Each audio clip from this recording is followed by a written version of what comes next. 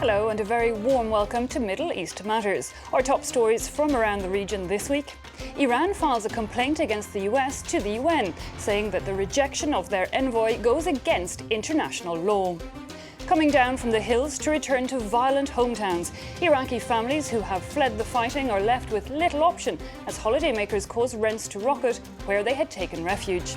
And an Olympian denied the right to run in his homeland as tensions between Israel and the Palestinian territories leave athletes sidelined. While refusing a visa to the UN envoy, the US says it will not allow Hamid Abu Talib to enter the country. Abu Talibi has worked as the Iranian ambassador to Australia, Italy and Belgium, but Washington denied him a visa because of his links to the attack on the American embassy in Tehran back in 1979. Their decision has led Iran to file charges against the US, insisting that as host country to the UN, has no legal right to make that call. Ketevan Goryestani has the details. It's a visa ban that could jeopardize the recent thaw in US-Iran relations. The man at the center of the controversy is Hamid Abu Talibi, an Iranian diplomat picked to be the country's next envoy to the United Nations. We have informed the United Nations and Iran that we will not issue a visa to Mr. Abu Talibi. We certainly share the intent of the bill passed by Congress, as we have already told the UN and Iran that we will not issue a visa. Jay Carney's comments came after the U.S. Congress unanimously passed a bill to formally bar UN representatives from entering the country if they have engaged in espionage or terrorist activities against the U.S. For U.S. lawmakers, Abu Talibi's involvement in the 1979 hostage-taking of Americans in Tehran is enough to refuse him access to the U.S. Iranian officials, however, call the move a breach of international law. If France, Germany, England, or any other country had refused our ambassador, it wouldn't have been cause for concern at all, and Iran would have presented a different person. But regarding the United Nations, the U.S. has no legal right to do this. Under the 1947 treaty establishing the UN in New York, the U.S. is required to approve visa requests for UN diplomats.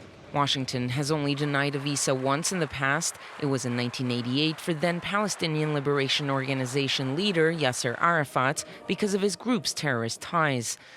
So far, Iran has refused to replace Abu Talibi and says it will take the matter to the UN if needed. The bill must now be signed by Barack Obama, putting the U.S. president in a corner. He faces increased political pressure from Congress to be tough on Iran. But the Abu Talibi standoff comes as the U.S. and other world powers negotiate with Iran on how to turn a temporary agreement on its controversial nuclear program into a permanent deal. U.S. officials say the visa ban won't have an impact on nuclear negotiations, but Obama will have to decide whether it's worth the gamble. At the start of the year, parts of Iraq's Anbar province were overrun by al-Qaeda-linked militants. Many middle-class families who could afford to flee did so, taking refuge in resort towns that offered affordable, out-of-season options. But now, with rents rising, refugees say they will be forced to leave and return home to a region still in violent turmoil. On this busy, bright street in the resort town of Shaklawa in Iraq's autonomous northern Kurdish region, Abu Abdullah and his wife are shopping. They found refuge here far from the violence in their home province of Anbar. Electricity was cut, water was cut. We stopped sending the kids to school because of bombings. I came here to protect my kids. With fighting between security forces and militant jihadists raging since September 2013, refugees continue to stream in. The families can expect to pay approximately $750 a month for a small apartment, and those rates are set to double or even triple as the summer high season approaches. Because of the high cost of living in Arbil, the cost of housing and hotels is what is causing the most problems for the refugees from Anbar. The Kurdish government has allocated a one-time grant of about $250 per displaced family. But with family funds drying up and the vast majority unable to find work because they do not speak Kurdish, The prospect of being forced to return looms high. There are no jobs here, so all my family of 5 sons, daughter and husband are jobless. The violence has displaced nearly 500,000 people so far, and a stalemate since January between Iraqi security forces and the militants they are fighting has left these families in limbo. A marathon with the title Right to Movement has highlighted exactly the lack of such a right for Palestinian athletes. Some 30 runners from Gaza were banned from taking part in the race in Bethlehem on Friday. The separation of the 2 Palestinian territories and strict controls on entry and exit from Gaza in particular leads to serious challenges for other Palestinian sports teams too, as Jennifer Lush explains. Inaugurated in 2013, the Palestinian Marathon was supposed to be an expression of statehood and the right to free movement. But there were some noticeable absences at the starting line this year. As 3,000 runners hit the pavement in Bethlehem, 30 others were stuck at home in the Gaza Strip. They'd be denied travel permits to attend. What the Israelis do, they refuse to give him a permission without any reason, just they said security reason, without anything. Among those blacklisted, Nada al-Mazri, an Olympic athlete and the only Palestinian to compete at the 2008 Beijing Games. Hoping to appeal the travel ban, Mazri took his case all the way to the Israeli Supreme Court, to no avail. I'm not dangerous. I'm just a runner that's been doing this for 14 years. I've taken part in more than 40 international events. I'm not a threat. But Israel seems to want to do everything it can to encourage division between the West Bank and Gaza. According to guidelines published by the Israeli Defense Ministry, Gazans competing in sporting events or attending conferences sponsored by the Palestinian Authority are eligible for an exit permit. But the final seal of approval is subject to a security clearance, and activists argue this check is often used as an excuse to deny requests. It makes life difficult for athletes who need to travel freely between the separated territories.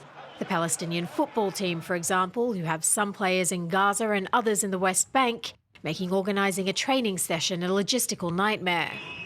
Visiting the region last summer, the president of the International Football Federation vowed to address the issue. I am in a mission. I am in a sports diplomatic mission to transmit to the political authorities in Israel the problems that you are facing here with the football, with the controls they are made in your football organization. Israel has severely limited access to Gaza ever since the territory was seized by Hamas in 2007. While it continuously promises to ease travel restrictions for athletes, for the moment at least, that promise remains unfulfilled.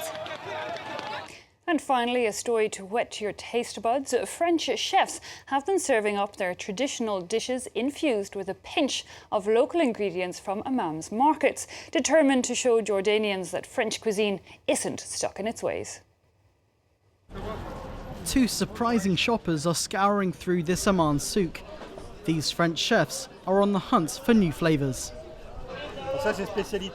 This is a local specialty.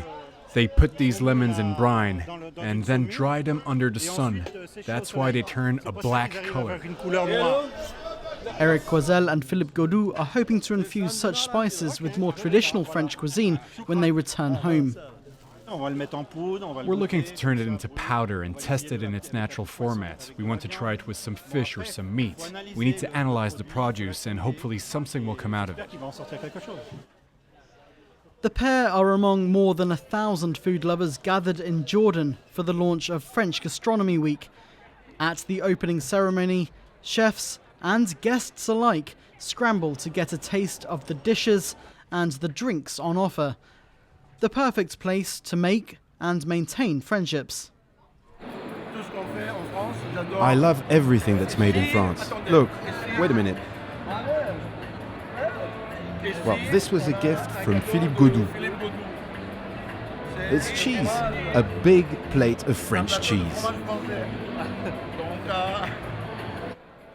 Godou's ability to network and his passion for fresh food has led him to be invited to cook here at the Kempinski Hotel on the shores of the Dead Sea.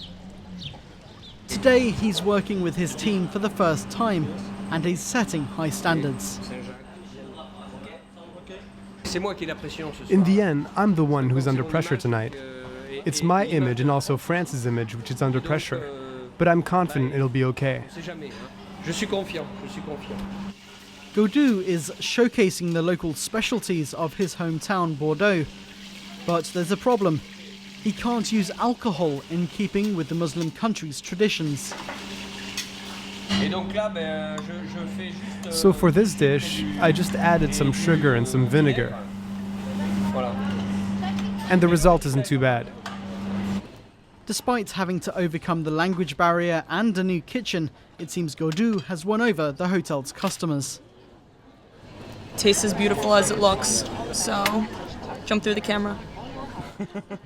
Mission accomplished. A little taste of Bordeaux on the Dead Sea's coast. Well, that wraps up this week's show. Don't forget you can catch it all again on our website, france24.com, and do feel free to leave us your comments and questions too. Until next time, take care.